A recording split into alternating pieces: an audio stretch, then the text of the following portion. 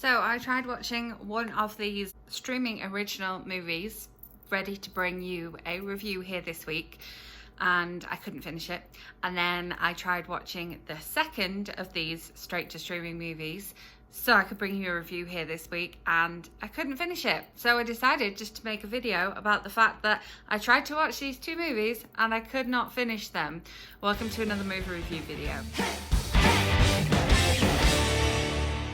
Welcome back, or if you are new here, welcome. My name is Katrina and I make bookish content here on this channel at least twice a week, and then movie reviews or book to movie content here at the weekend.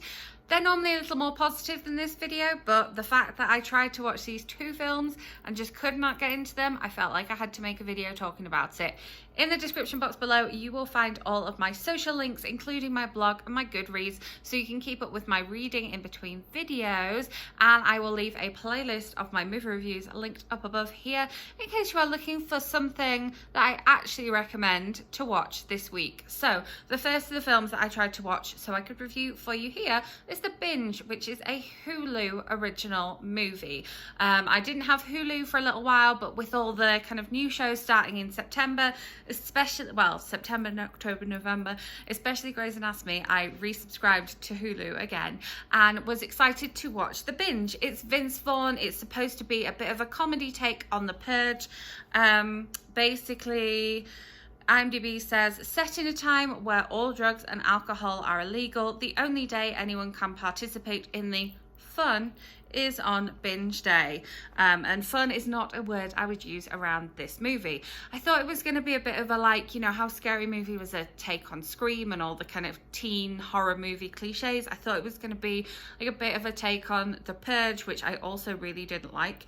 And I like Vince Vaughn. I like Vince Vaughn in a movie, even the one where he's with Owen Wilson and they go and be interns at Google that got really bad reviews. I liked it, you know, I do like him in a film. I loved him in Fighting With My Family, and so I thought, this is going to be funny, this is going to be silly, funny. We just watched Superbad the night before. No, I literally could not take what was going on. The pacing was off. It was like they'd shot it without any kind of editing. It almost felt a little bit like it was kind of wooden improvisation. I just felt like they hadn't thought through the script. They hadn't thought through any kind of like rehearsal. They hadn't edited it. They hadn't thought about like what music was most appropriate for which. And I could tell that it was only going to get worse as it goes on. Normally, my runtime that I give a movie when I'm in the cinema is 40 to 45 minutes. At the 40-minute point, I will take an analysis, see how we're getting on, because then with the trailers in the cinema, you've given away an hour of your life, and after that point, if I'm not into it, I'm not prepared to give any more away. However, with this one, because, you know, there's no trailers and they're in the cinema, because the movie itself is only an hour and a half, I gave it 20 minutes and that was it. I just couldn't be doing with it anymore. Don't think I laughed once. Couldn't really tell you what went on. Nothing stuck with me. It was just so wooden, so not ready to be an actual movie. So I'm happy with the fact that I didn't actually go to the cinema to go and see it. But if you are thinking of either, you know, renewing your subscription to Hulu or subscribing to Hulu or paying to stream this one, don't. It's just not worth the time. And I really wanted to review it and bring you a full review here, but the fact that I couldn't keep watching it, and then that also happened with the second film, I just knew I had to come and to tell you, hard not recommend from me. Then the second film I really wanted to review and watch with you here. Watch and review with you here. I put a reminder on this one on my Netflix. This is a Netflix original, and I was excited because it came out on Wednesday. All ready for spooky season. This is Hubie Halloween. Now, I am not one of these people who is very anti-Adam Sandler. I think that Adam Sandler is definitely an acquired taste. There are people who are very, very against him, and then there are people who really enjoy his films. I read a book recently where they completely dissected how awful every single Adam Sandler film was, and I was like, but I liked that one. I enjoyed this one.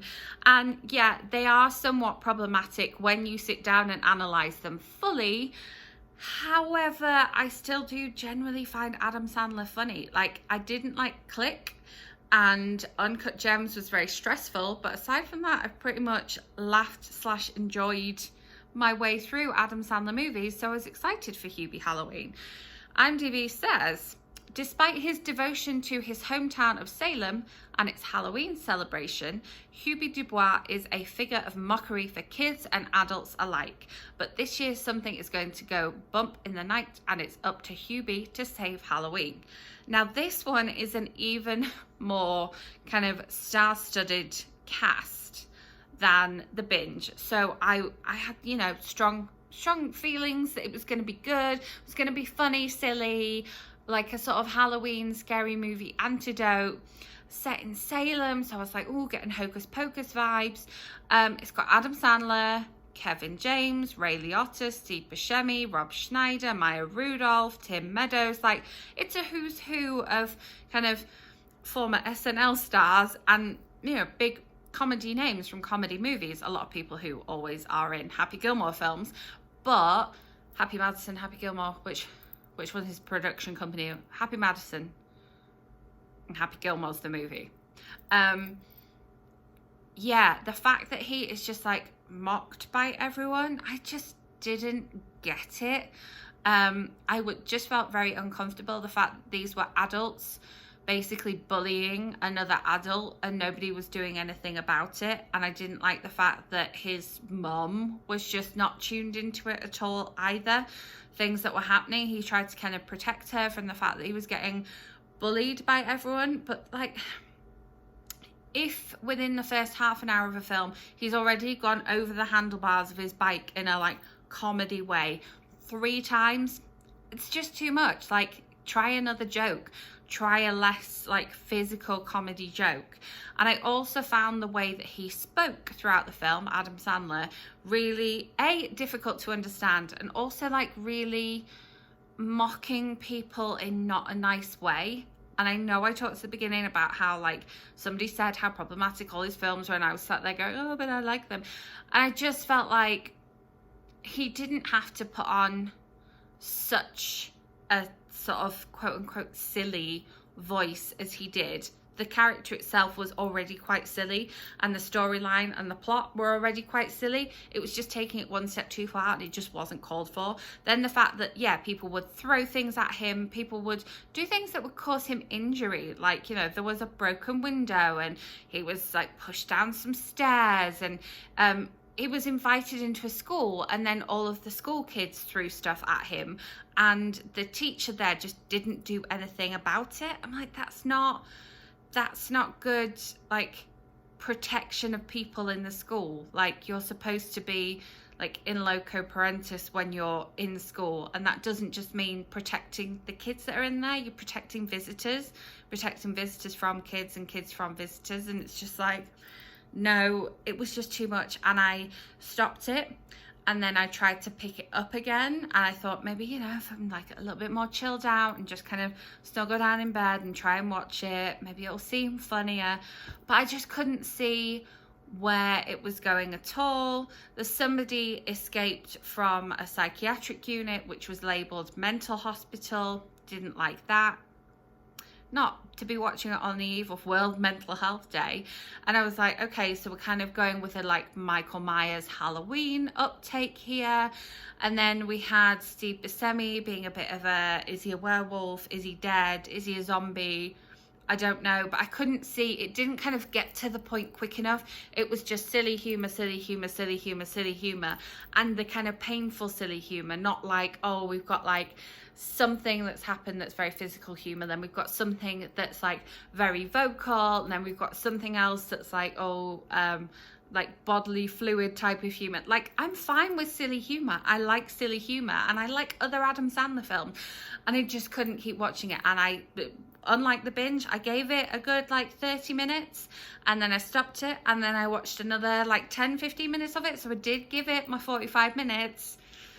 I just like, nothing's happening here. I'd rather turn this off and watch Hocus Pocus. I'd rather turn this off and watch another Adam Sandler film. And I was excited about it. I'd added it to my Netflix watch list. So again, if you are thinking, oh, this will be a fun like family comedy to watch in lieu of like actual scary movies this Halloween, really, really hard unrecommend there. There are better films that you can find on Netflix, or if you are streaming Disney, or if you are streaming Hulu, that you can watch this Halloween. And hopefully in the coming weeks I will have some movie reviews to share with you that highlight those better movies. Who else is excited for the remake of The Witches? Have you seen the trailer yet? I'm really excited for it.